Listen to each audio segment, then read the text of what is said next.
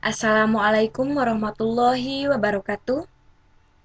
Kembali lagi dengan saya Enda Mayapika, mahasiswi tingkat 1 Sekolah Tinggi Teknologi Cipasung.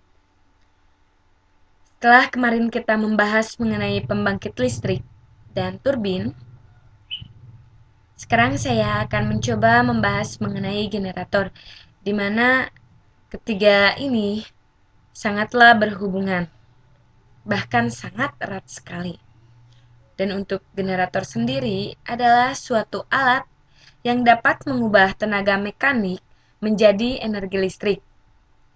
Tenaga mekanik berasal dari panas, air, uap, dan lain-lain. Energi listrik yang dihasilkan oleh generator bisa berupa listrik AC atau listrik bolak-balik maupun DC listrik searah.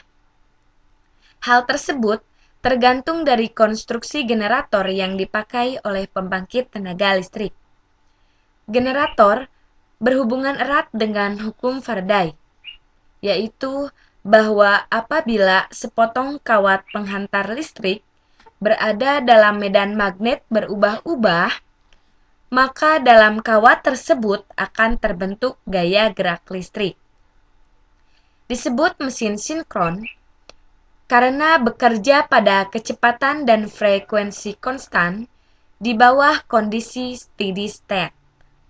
Mesin sinkron bisa dioperasikan baik sebagai generator maupun motor. Mesin sinkron bila difungsikan sebagai motor berputar dalam kecepatan konstan. Apabila dikehendaki kecepatan yang bersifat variabel, maka motor sinkron dilengkapi dengan pengubah frekuensi seperti inverter atau siklokonverter. Sebagai generator, beberapa mesin sinkron sering dioperasikan secara paralel, seperti di pusat-pusat pembangkit. Adapun tujuan dari paralel generator adalah menambah daya pasokan dari pembangkit yang dibebankan ke masing-masing generator yang dikirimkan ke beban. Ada dua struktur medan magnet pada mesin sinkron yang merupakan dasar kerja dari mesin tersebut, yaitu kumparan yang mengalir penguatan DC dan sebuah jangkar tempat dibangkitkannya GGL arus bolak-balik. Hampir semua mesin sinkron mempunyai jangkar diam sebagai stator dan medan magnet berputar sebagai rotor.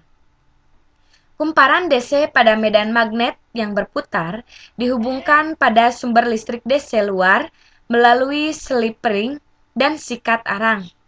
Tetapi ada juga yang tidak mempergunakan sikat arang, disebut brushless excitation. Di sini generator arus searah menghasilkan arus listrik DC karena pada konstruksi dilengkapi dengan komutator.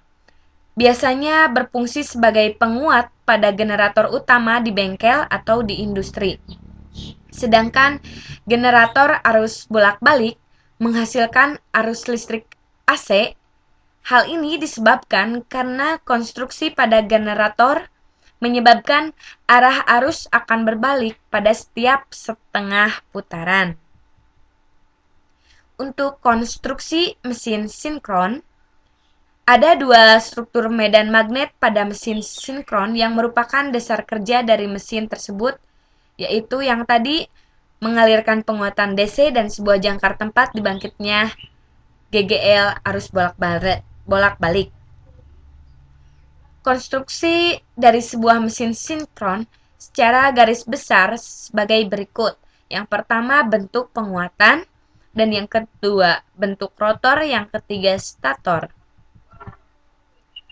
Di sini ada faktor distribusi di mana sebuah kumparan terdiri dari sejumlah lilitan yang ditempatkan dalam alur secara terpisah, sehingga GGL pada terminal menjadi lebih kecil bila dibandingkan dengan kumparan yang telah dipusatkan. Suatu faktor yang harus dikalikan dengan GGL dari sebuah kumparan distribusi untuk menghasilkan total GGL yang dibangkitkan disebut faktor distribusi, KD atau kumparan. Faktor ini selalu lebih kecil dari 1. Dan untuk prinsip kerja generator sinkron, di sini prinsip kerja dari sebuah generator AC dengan 2 kutub dan dimisalkan hanya memiliki satu lilitan yang terbuat dari 2 penghantar secara seri, yaitu penghantar A dan aksen. Lilitan seperti ini disebut lilitan terpusat.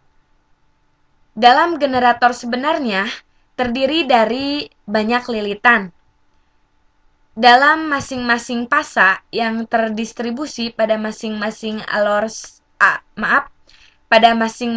alur stator dan disebut lilitan terdistribusi.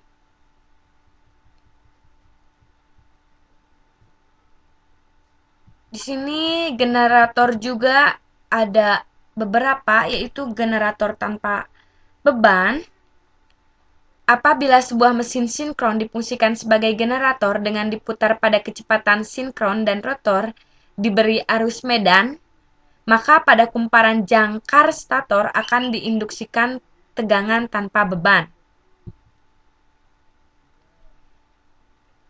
Dan untuk generator berbeban, bila generator diberi beban yang berubah-ubah, maka besarnya tegangan terminal V akan berubah-ubah pula.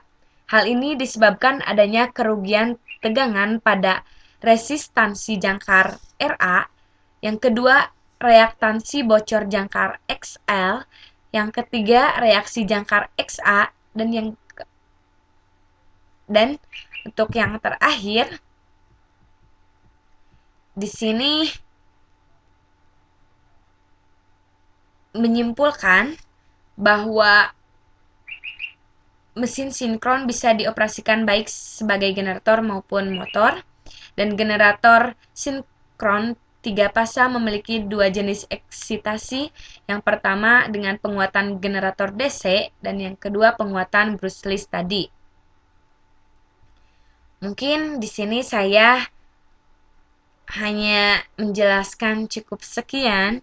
Mohon maaf apabila dalam penyampaiannya kurang dimengerti atau lainnya, karena di sini saya mencoba belajar.